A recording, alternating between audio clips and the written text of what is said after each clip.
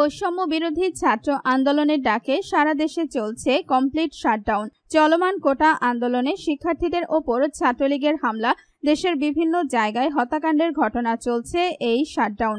বৃহস্পতিবার বেলা 11টা থেকে যাত্রাবাড়ি, শনির আখড়া ও রায়েরবাগ এলাকায় পুলিশ, র্যাব ও আওয়ামী লীগের নেতাকর্মীদের সঙ্গে ত্রিমুখী সংঘর্ষ শুরু হয়েছে।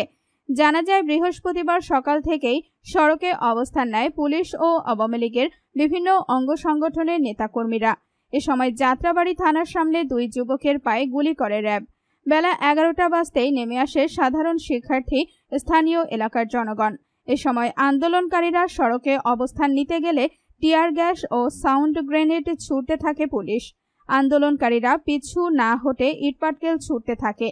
সকাল থেকে রায়েরবাগ ও শনির আখড়া এলাকার বিভিন্ন পয়েন্ট অবরোধ করে সাইনবোর্ড থেকে যাত্রাবাড়ি পর্যন্ত এলাকায় সব ধরনের যান চলাচল বন্ধ করে দিয়েছেন কোটা সংস্কার আন্দোলনকারীরা।